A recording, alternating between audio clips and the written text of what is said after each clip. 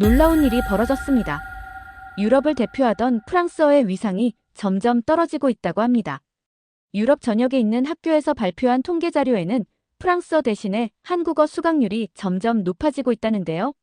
이러한 갑작스러운 변화에 영국 최고 교육 고문인 한 여성이 파견됐다고 합니다. 하지만 이렇게 실력 있는 그녀도 결국 한국어를 배워야 한다는 주장을 하게 되면서 유럽 전역이 충격에 휩싸였다고 합니다. 어떤 사연인지 지금 알아보겠습니다. 서류 더미를 얼굴에서 밀어낸 후 눈을 비벼볼 수밖에 없었어요. 영국 최고 교육 고문이라는 직책이지만 이 보고서는 정말 골치 아팠답니다. 숫자들이 전혀 말이 안 됐거든요. 한국어 수강생이 1년 만에 400% 증가. 혼자서 읽어봤어요. 프랑스어와 독일어 수업은 수강생이 줄어들고 있는데 말이죠. 사무실 문이 열렸어요. 조수 제임스가 들어왔는데 걱정스러운 표정이 역력했습니다. 하퍼 부인, 프랑스 교육부 장관이 전화했어요. 이번엔 정말 화나신 것 같아요. 전화를 받았어요.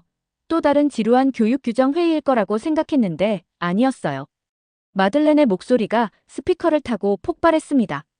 루시, 대위기야. 우리 학생들이 문학 수업을 버리고 있어. 모두가 한국어로 몰려가. 그녀가 소리쳤어요.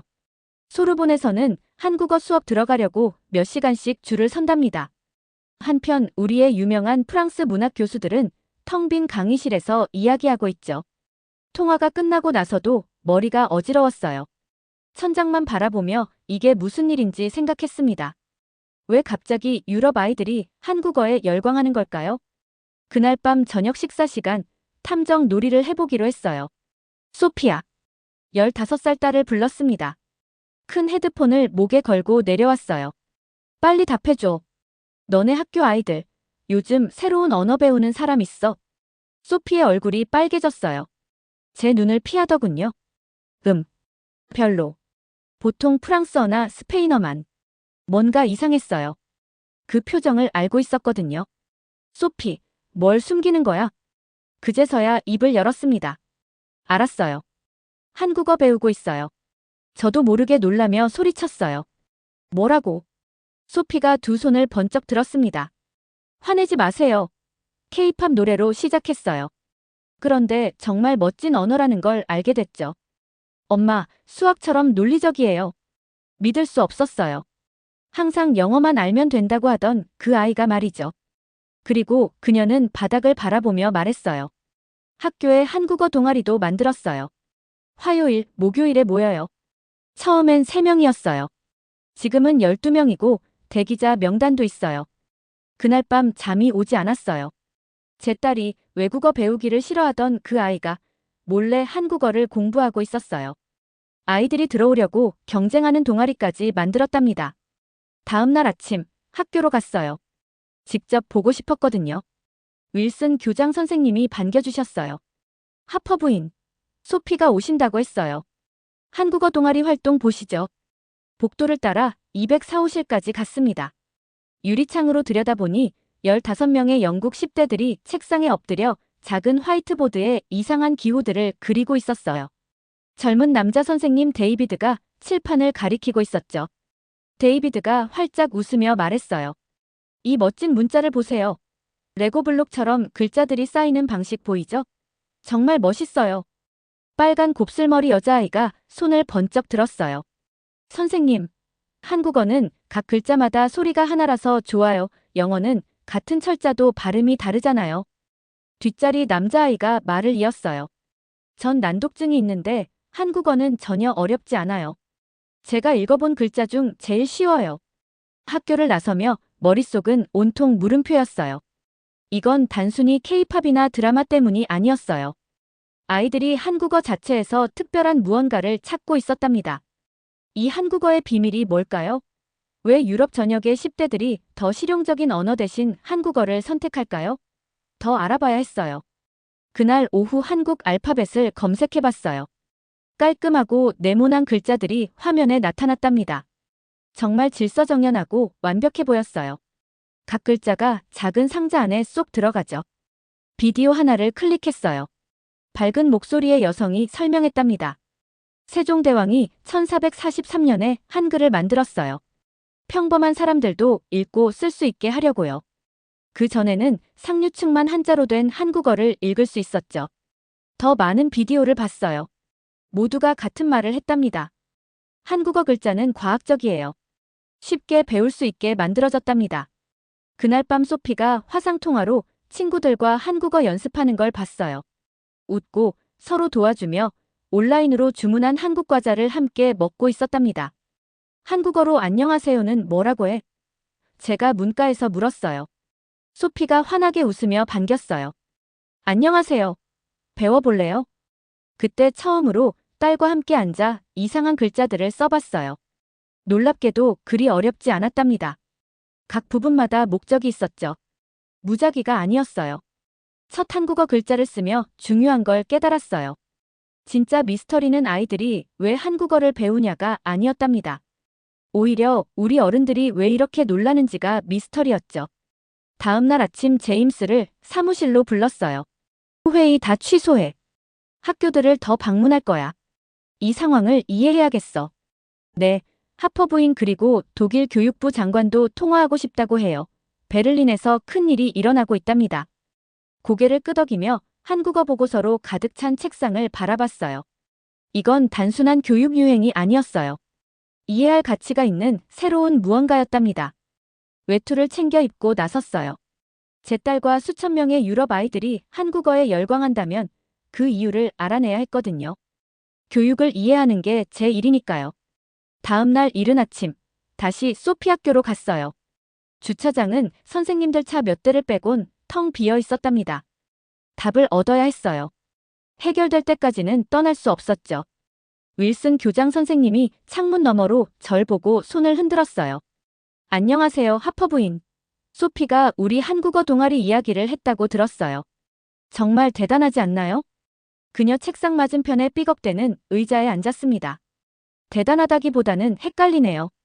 왜 아이들이 그렇게 한국어에 빠져 있을까요? 그녀가 미소 지으며 일어났어요. 설명보다는 직접 보여드릴게요. 텅 빈 복도를 함께 걸었어요. 반짝이는 바닥 위로 발소리만 쩌렁쩌렁 울렸답니다. 204호실에 가까워지자 웃음소리와 한국어 단어들이 들려왔어요. 문을 열어주셨어요. 완전히 다른 세상으로 들어서는 기분이었어요. 교실은 에너지로 들끓었답니다. 책상이 아닌 바닥에 동그랗게 앉은 15명의 10대들. 한국 글자로 된 카드 게임을 하고 있었어요. 게임이 끝나고 아침을 먹는 아이들과 이야기했습니다. 왜 한국어가 좋니? 스페인어나 프랑스어처럼 나중에 일하는데 도움이 될 언어를 배울 수도 있잖아.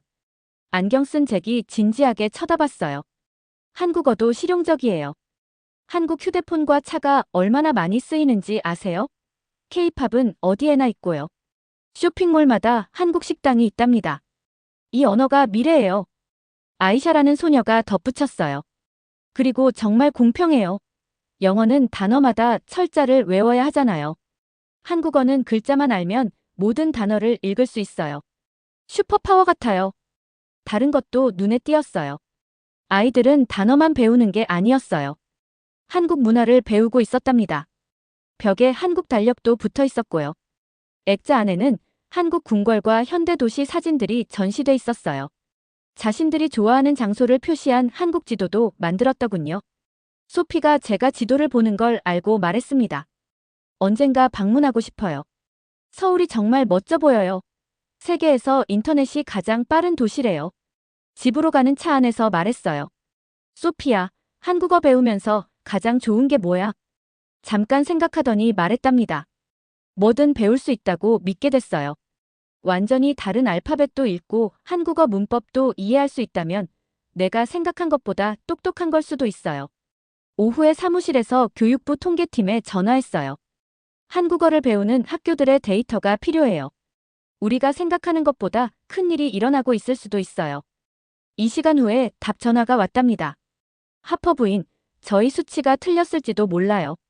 200개가 넘는 영국 학교에 한국어 동아리나 수업이 있다고 나옵니다. 작년에는 단 12개였는데요. 전화를 끊고 창밖을 바라봤어요. 런던은 변함없어 보였지만 분명 뭔가 달라졌답니다. 제임스, 베를린행 비행기 예약해줘. 다음 달 교육회의에 가야겠어. 그리고 데이터팀에도 연락해서 한국어 수강 현황을 매달 보고받도록 할게. 이야기는 이제 시작일 뿐이니까 앞서 나가야 해. 전화를 걸며 빙그레 웃었어요. 오랜만에 교육에 대해 설레는 마음이 들었답니다. 가끔은 최고의 아이디어가 먼지 낀 정책책이 아니라 학생들 자신에게서 나오죠. 베를린 회의장 호텔에 도착하니 로비가 긴장감으로 가득했어요. 20개국의 교육부 장관들이 모였는데 모두들 걱정스러워 보였답니다. 분수대 옆에서 헝가리 장관이 프랑스 동료와 격하게 논쟁하는 모습이 보였어요. 이 한국어 열풍이 우리 문화유산을 파괴할 거예요. 프랑스 장관이 요란하게 손짓을 했습니다. 헝가리에서는 한국어 수업 신청자가 독일어보다 많아요. 헝가리 장관이 맞받았어요. 우리가 어떻게 해야 할까요? 회의가 폭발적으로 시작됐습니다. 이탈리아 로시 장관이 기조연설 도중 연단을 주먹으로 쳤어요. 젊은 이탈리아인들은 역사상 최고의 시인 단테를 읽어야 해요. 한국 드라마 보고 케이팝 헛소리에 시간 낭비하는 게 아니라. 회의장이 떠들썩해졌습니다. 어떤 장관들은 격하게 고개를 끄덕였고 어떤 장관들은 불편해했죠. 스페인 대표가 다음으로 일어났어요. 우리는 세르반테스의 자랑스러운 나라예요. 스페인어는 전 세계 5억 명을 연결합니다. 한국어는 8천만 명. 말이 안 돼요. 제 차례를 기다렸어요. 사회자가 제 이름을 부르자 심장이 뛰었답니다. 지난주에 딸의 한국어 동아리를 방문했어요. 회의장에 수군거림이 퍼졌습니다. 제가 본 건 문화의 죽음이 아니었어요. 20년 만에 처음으로 학습에 정말 신나 있는 영국 학생들이었답니다.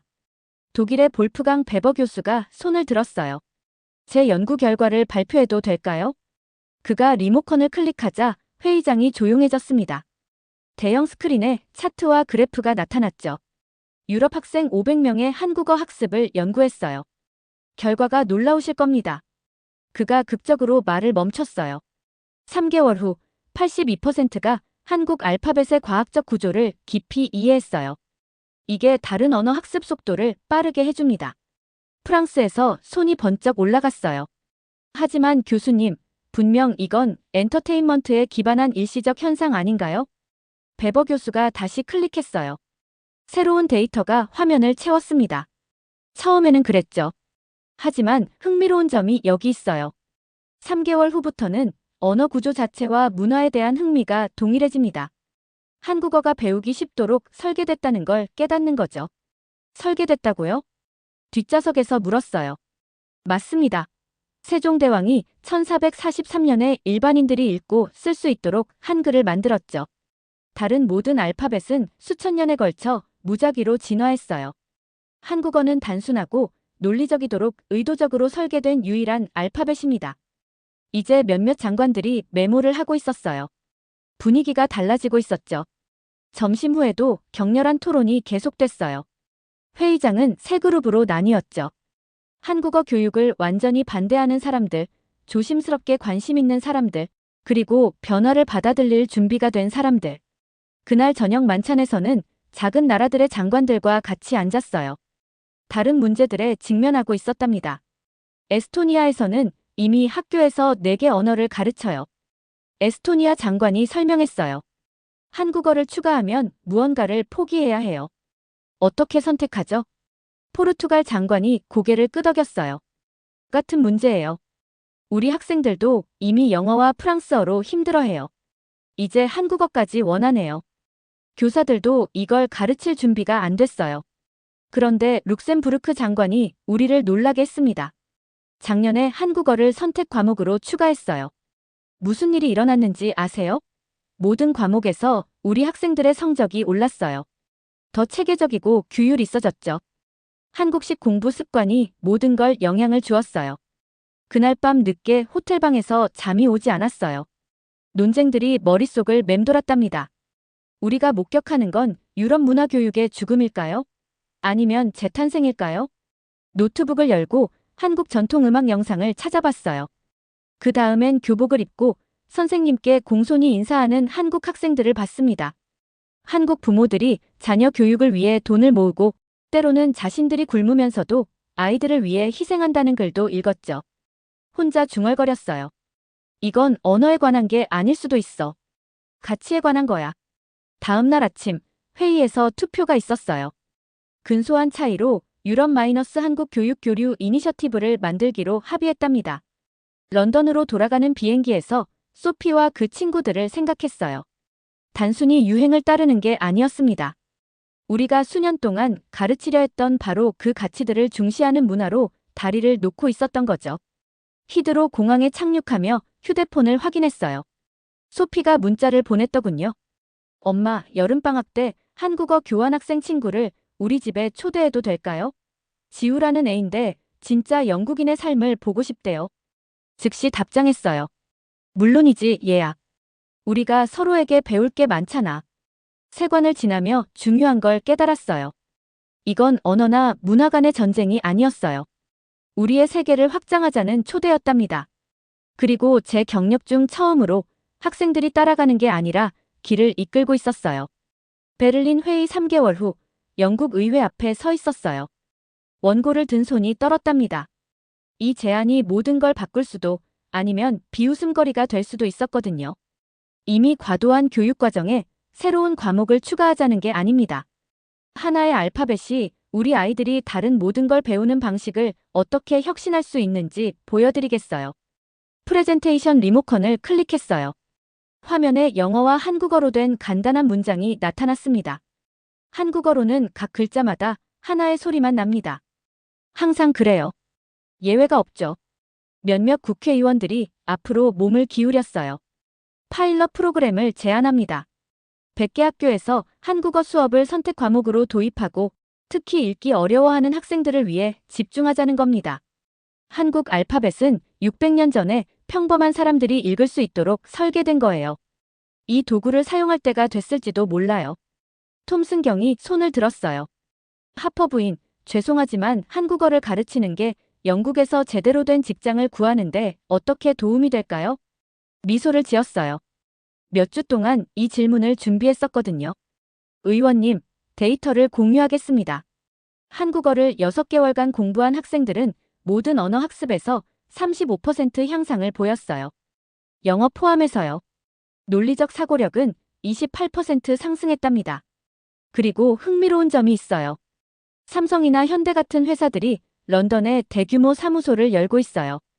한국 비즈니스 문화를 이해하는 영국 직원들이 필요할 거예요.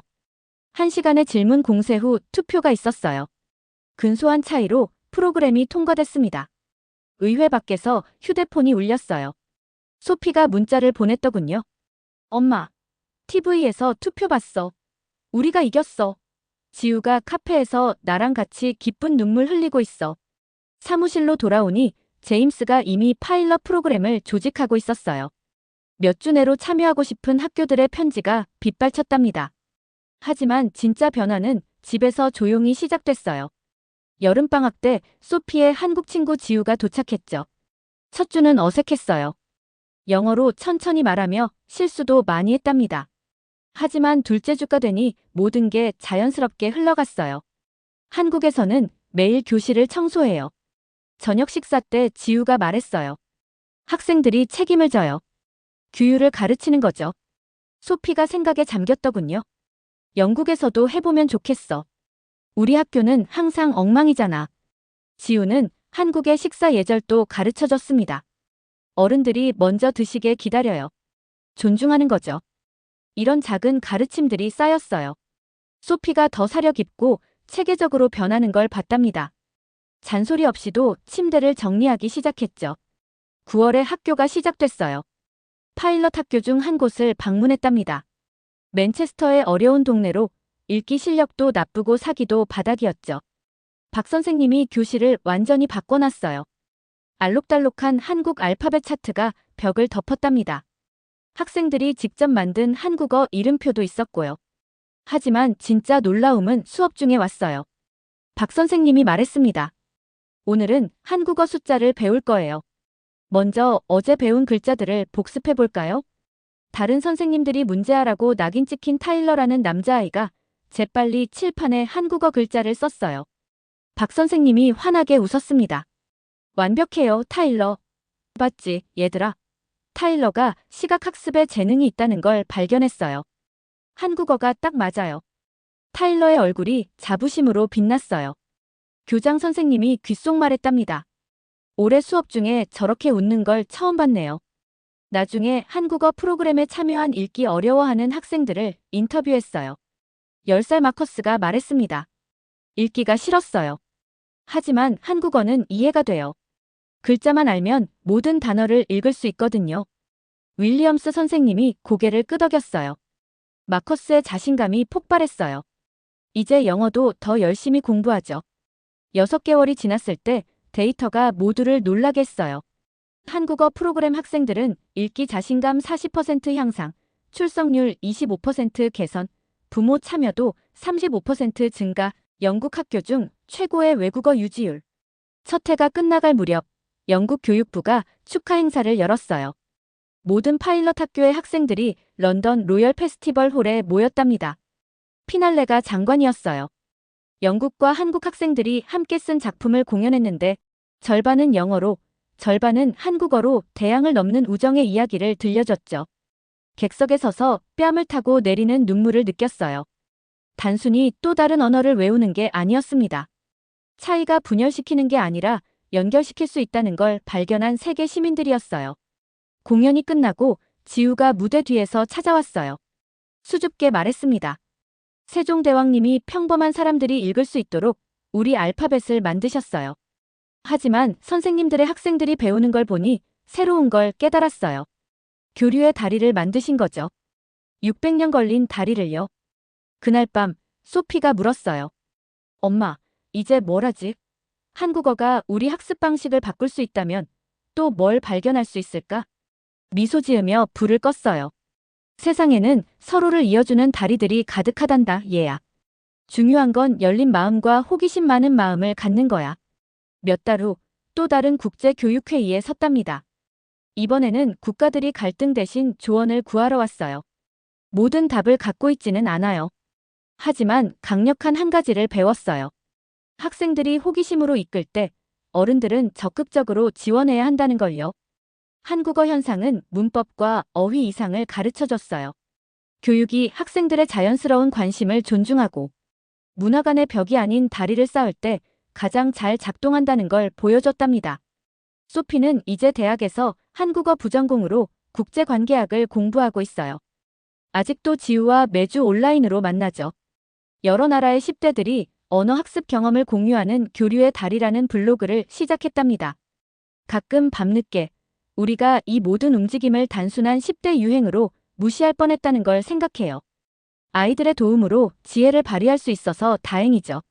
한국 문자 체계의 이야기는 세종대왕이 계셨던 15세기에 끝나지 않았어요. 오늘도 계속 쓰이고 있답니다. 런던 교실의 10대들이 자신감을 찾는 읽기 어려워하는 학생들이 서로를 배우는 문화들을 써 내려가고 있어요. 다음에 누군가가 요즘 아이들의 아이디어가 별로라고 말한다면 소피와 그녀의 한국어 동아리를 떠올릴 거예요. 영국의 15살 소녀가 어떻게 세계 반대편 언어에 대한 호기심만으로 교육혁명을 촉발시켰는지 기억할 거랍니다. 결국 교육은 이래야 하죠. 암기하는 게 아니라 우리가 알지 못했던 이해의 문을 여는 거예요. 때로는 세 개의 간단한 한국어 단어로 그 문이 열리죠.